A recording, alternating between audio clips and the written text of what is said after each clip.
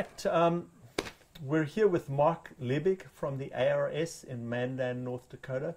Mark's a research soil scientist, and I got to know Mark from one of his video talks that he did about soil habitat. And in fact, I still use that video with my soils class. So that's kind of how I got to know you, and I really appreciate the opportunity to come and talk here, and am kind of flattered by how excited you are about this as well. So it sounds like we have a huge amount of opportunity. Mark, maybe we should start about why are you doing this? What gets your motor going about this kind of work? Well, you know, I look at what I do as really very much a privilege. I guess. You know, to be able to work on a topic related to making agriculture more sustainable. Yeah. That's a huge issue, obviously. You know, and you know, and for me personally, that issue allows me to integrate, you know, my concern for people and for the environment and my love for science all into a pretty awesome profession, you know, and but I mean, you got to keep your feet on the ground. I mean, the fact of the matter is that I'm probably only going to make an infinitesimal contribution over the course of my career on this issue. Yes. But you know, it's important work, and it's, you know, it's easy to get up in the morning when you come and do this. So it's. I know that feeling. So that's a privilege to have it. Mark, you say you not only do research, but you do outreach as well. Tell us a little bit about those two fields that you're involved in. Right. Well, you know,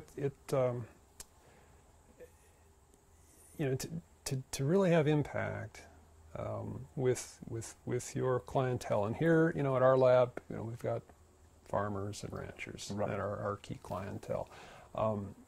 It's important to do the research, obviously, but then you also have to be able to take what you've done and translate it in a way that is understandable. Got it. And that's not something that always comes natural to scientists. Right, I mean, right. I think I was attracted to science because it, you know, in a lab setting or in a field setting, I can, you know, set up my experiments, I do my measurements, and I write up the work, and boy, that is really something that is really appealing. But getting it into print, the work's not done because your clientele is not necessarily going to. They're not going to read 65 articles a year or something. Yeah. I mean, yeah, it might be a good way for them to fall asleep if they want to read that sort of stuff. So you have to take that, and you have to. I'm not saying you have to translate it in a way that certainly honors the science, you know, and it's true to the science, but makes it in a more understandable way for them to potentially utilize it. Yeah. So. You and I come from similar backgrounds. We're both chemists. I think we both love this order and certainty associated with the idea of stoichiometry in chemistry. But you said that one of your products was this cover crop chart of yours, and you told me about your background. Go back and tell us a little bit about how you came up with that chart. Well, you know, the cover crop phenomenon has been big up here in North Dakota for over a decade, and as you know, there's this big portfolio of different crops that can be used either singly or in cover crop cocktails. And you know, as a soil scientist, I really had a hard time grasping all these different crops and how, and a way to organize them in my mind that would kind of made sense. And so it kind of came to me 2009. I was evacuating gas files in my lab, and I was looking up at the wall, and there was the periodic chart. And then it was like, oh, you've got the groups. Okay, Yes, so and those groups obviously share, you know, valence attributes that are the same. Yeah. Our crops are just very much the same way. Cool season, warm season, legumes, you know, broadleafs, get the broadleafs in there grasses. as well, right? Yeah, all of that. And so, you know, before you know it, you know, you could take 46 different cover crops and organize them. That pictorially kind of looks like a chart, and so it worked out pretty well as sort of a first iteration for producers to understand what options are available. You know, Yes. You know, and then as they learn more about it, then they can kind of drill down, you know, So, to learn more. and part of that philosophy is to create diversity. You wouldn't want to follow a warm season grass by another warm season grass. Okay, Right. here it's not really practicable, but Right. you'd want to follow warm season grasses maybe with cool season legumes or other broadleaves. Yeah, right. And having a sort of a visual aid, Yes. kind of aids, you know, I think it helps be able to make those, to distinguish Got it. those differences. Yeah. Yeah. And what Yeah. we'll do is we'll get a picture or two of those. Too. So, Yeah, absolutely. yeah. One of the things I think you're also involved in is the whole idea of dryland cropping systems. So what makes dryland cropping systems more sustainable, and what role does this whole notion of soil health play in those dryland cropping systems? Yeah. Well, I think to adequately answer that question, you kind of have to look at the environment in which our dryland cropping systems are situated. And, you know, we're here in the Great Plains. Yes. Okay, so weather extremes are all part of the norm. Okay. Okay, so, you know, the droughts, the wet periods, the high temperatures, all that is something that puts a stress on agricultural production. And the cold. And we do have a little cold here. Yeah, just a little bit. Yeah. But what this means is that in order for your dryland cropping systems to be sustainable, they need to be able to buffer these shocks, Yes. to deal with the external stressors of the climate. And you know, what we found through our research and other research throughout the Great Plains is that those cropping systems that limit their soil disturbance and also take advantage of crop diversity are the cropping systems that have this sort of inherent buffer to deal with, you know, these external stressors. And some of the benefit comes from improved precipitation use efficiency. I mean, water drives everything here. Okay. So you can increase that. That's good. But there's also a component of soil health that makes these cropping systems a bit more, I guess, resilient. Yes. Because, go ahead. So it's Chris Liebig Horton talked about cover crops being, in a sense, a type of an insurance policy, lowering the risk associated with that, I guess. Yeah. And especially in dry weather. Talk about you used the word moisture utilization. Talk a little bit, what do you mean by moisture utilization, or how does that come into play with, how does soil health have anything to do with moisture utilization from a farmer's perspective?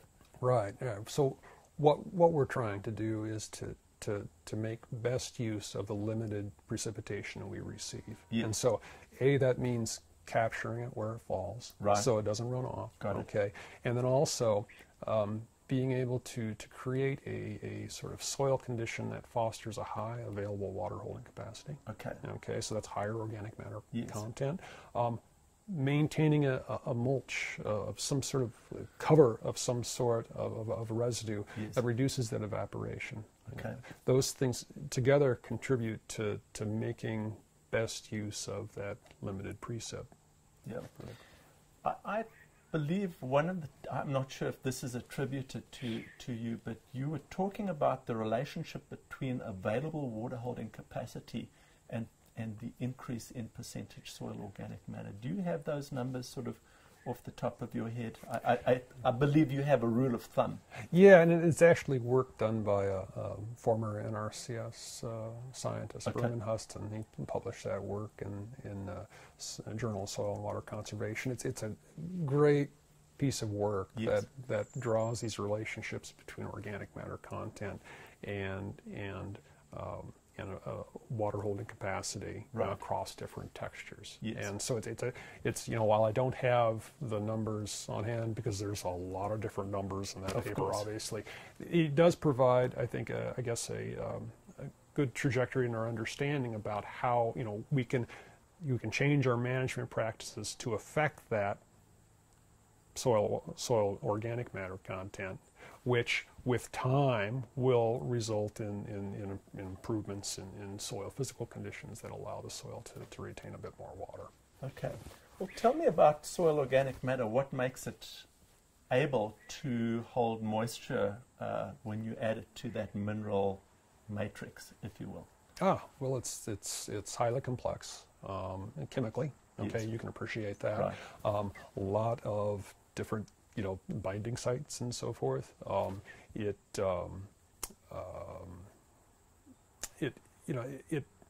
have to take into consideration organic matter is a lot of different stuff in the Right. soil. It's just not the highly recalcitrant humics Yep. and fulvic acids and so forth, but it's also included partially decomposed residue.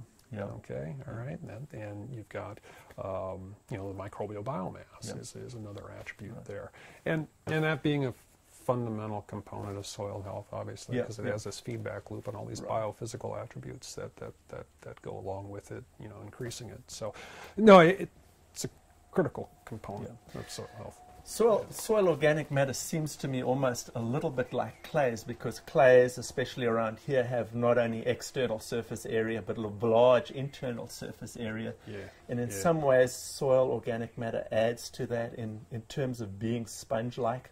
Right. And somebody said to me, I think I read it, it's about the dying, the dead, and the very dead. Yes, So yes, I've used that before. It's fantastic. Yeah. Well, now, when you talk about dryland cropping systems, as opposed to what other cropping systems are you talking about in terms of their sustainability? Oh, well, I mean, there's all kinds of, you've got irrigated cropping systems, rain-fed cropping systems. Okay. But by dry land, I'm somewhat biased to our sort of Great Plains environment. Yes. So 100th meridian, Yes. down is where you're dealing with, 16 inches precip, 40 centimeters per year or less. Yes. Yes. So it becomes very limiting. It's interesting. One of the farmers in North Carolina came over and looked at what Gabe Brown and the folks at Minokan Farm were doing. Yeah. And he said, if they can raise these crops on 12 inches of rain a year, we can do it in North Carolina. And that convinced him to go to cover crops. Okay. Isn't that a cool... Yeah. Yeah. Well, what's interesting is that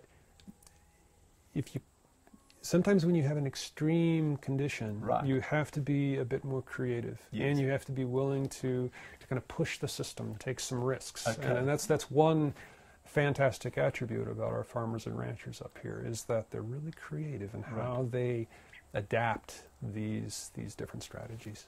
And so sometimes there's a really good relationship between the researchers, and then they sometimes kind of move ahead of the researcher. Without a doubt. Without a doubt. Without a doubt. That Yeah. is so cool, the brain power staying right in the farm.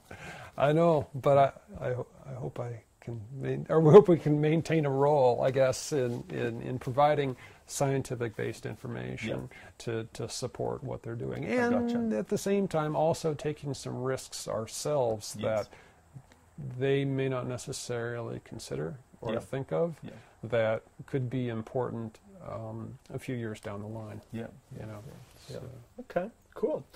Well, let's go back to this whole, you talked about your diversity chart. Yeah. And you were trying to put that together. So it sounds like you've done a lot of work in terms of diversity. What role does diversity play in this sustainability of the cropping systems over here? Indeed, in any kind of cropping system. Yeah. Why should we have diversity? Well, it's a good question.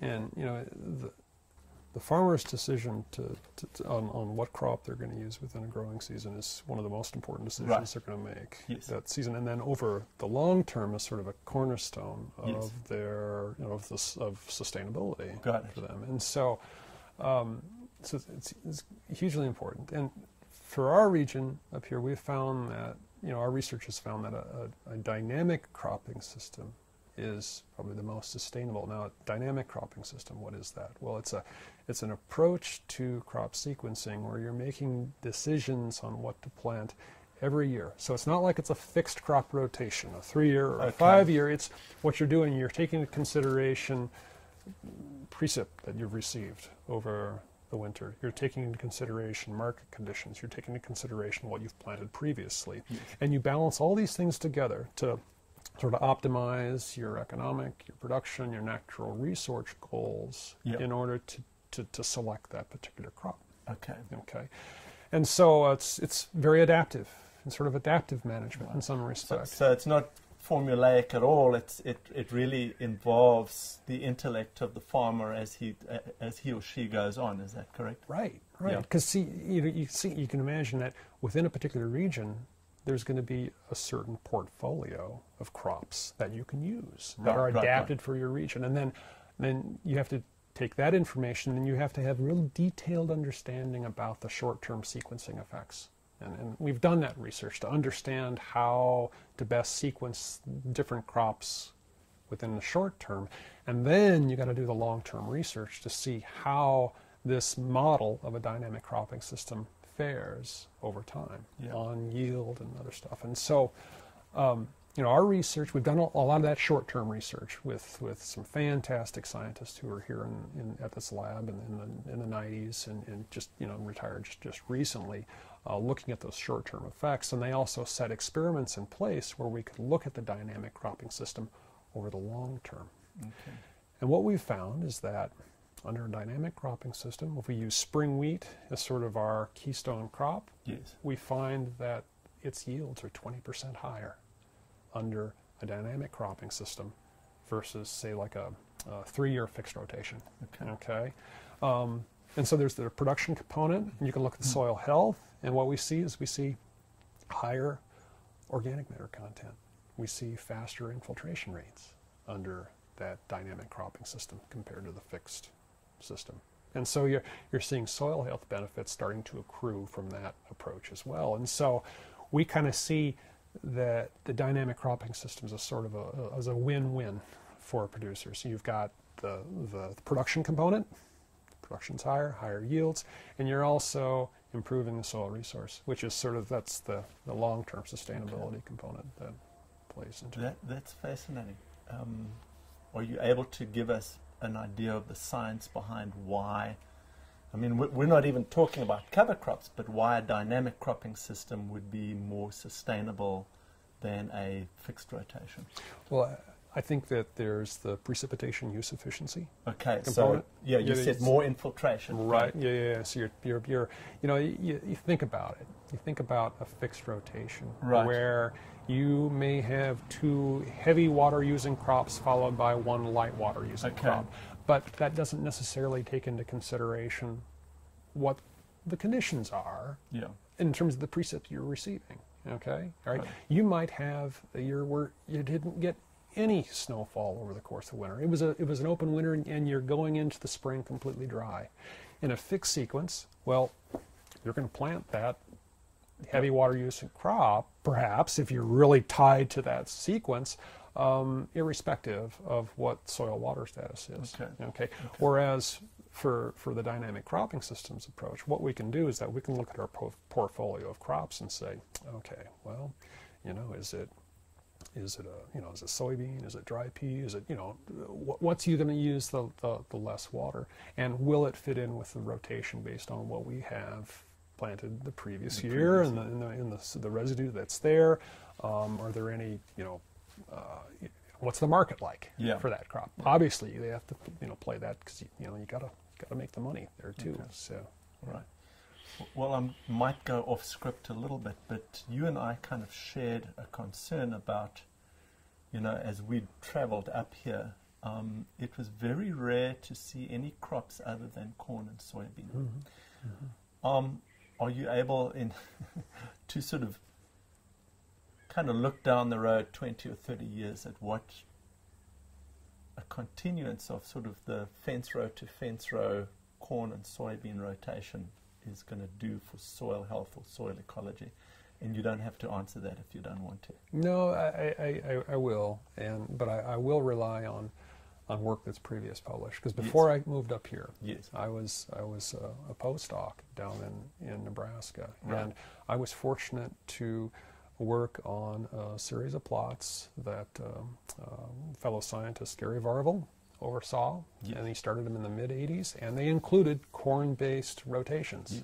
Okay, and there was continuous corn at different end rates, and then there was a 4-year rotation, and what you found is that there were differences in the level of acidification between those treatments. There were also differences in the level of microbial biomass in those treatments, and while you really couldn't come away and make real strong definitive assessments about long-term soil health, you saw a trajectory, I guess, where things may be heading. Now,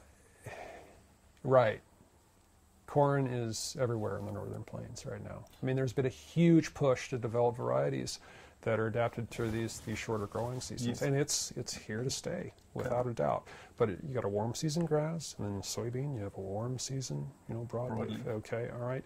Well, we're still cool season country up here. Okay, and so while those crops are important parts of our crop portfolio, they're just 2 crops of as many as 16 that we could plant up here.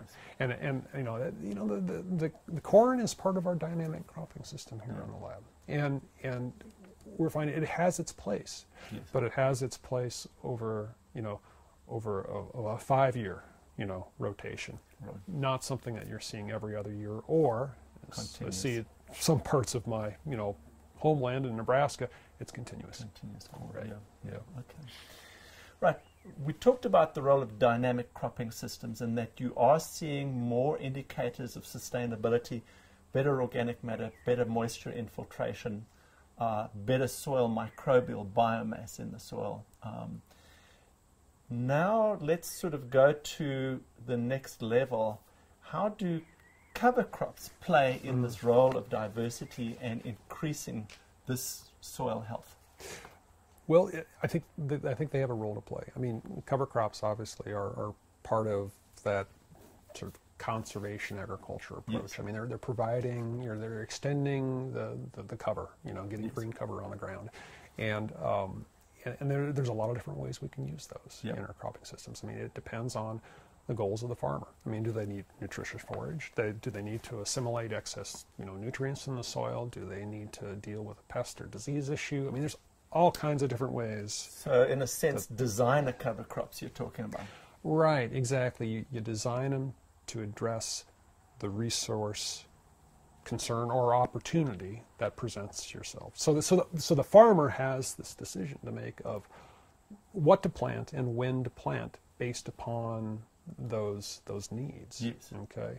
Now, when we look at soil health and cover crops, there's a lot of work elsewhere that points towards, yes, you're going to improve aggregation, you're going to improve infiltration rates, you're going to minimize or lessen soil erosion, because you're basically interrupting raindrop impact, right? Okay, and so that's a good thing in terms of protecting the soil resource.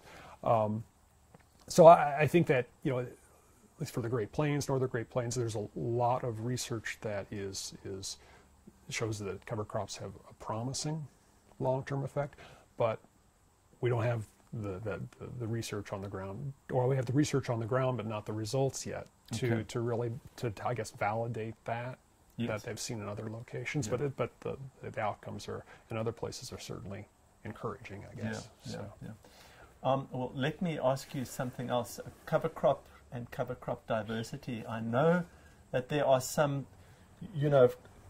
just about every researcher I have spoken to right now, regardless of whether they're looking at sort of nitrogen balances, nitrogen fixation, nitrogen scavenging, organic matter, residue management, soil water, cover crop seems that they always come back to the practical application of that in the field as cover cropping.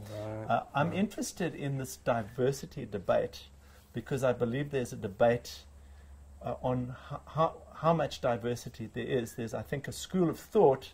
I don't know if I'm catching you off guard. There's a school of thought that says, you know, get your legume, get 1 or 2 brassicas, get 1 or 2 grasses and put it out there.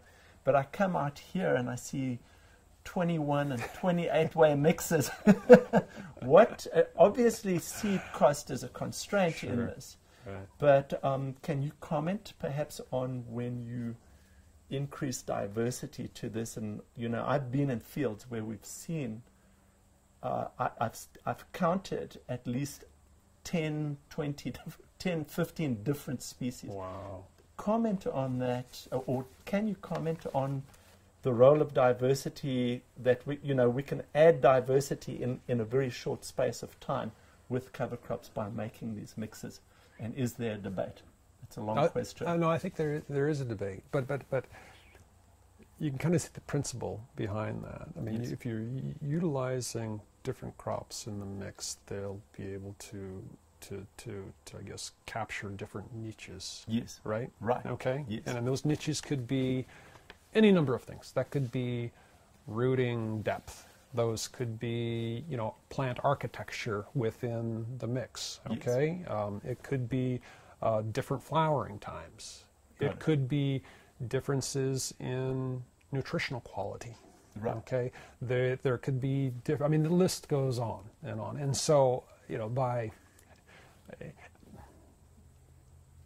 including a number of different crops that have different attributes, okay, you're working to fill as many of those niches as possible. Yeah. You know, just as an example, you know, we use a it's not that complex anymore, a 7-way mix in one of our long-term studies. Yeah, so that's not, you know, 7-way mix was... I was like, well, that was so 2010, right? Right, okay, yeah.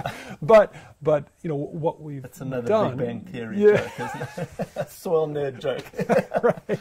Yeah, okay, sorry. But what we did is that we looked at those 7 crops as occupying each a unique niche. And so, all right, so you've got kind of a root crop. So we've got a purple top turnip. Yes. Okay, and then you've got a warm season legume and a cool season legume. Yeah. Okay, and then you have a warm season broadleaf and a cool season broadleaf. So that's like, I think, sunflower and canola or something. Got it. And then you've got a warm season grass and a cool season grass. Right? Yeah. Okay. And so, going back to my, comments about variable weather conditions in the Great Plains, okay, if you put that in the mix, we know something is going to grow. I got it. Okay? Yeah. And so, when we come back, we plant that in late May, early June, and we come back to harvest that biomass either through an animal or we take it and we, cut it up for haylage in, late July, early August. We know something's going to be there. Right. Because we've covered our bases. We didn't put all of our eggs in the basket of, it's going to be a warm season summer, and so that's what we're going to put all our emphasis. And so in a sense, that goes back, even managing your cover crops, there's a little bit of risk management attached to it. Absolutely. Yeah, so,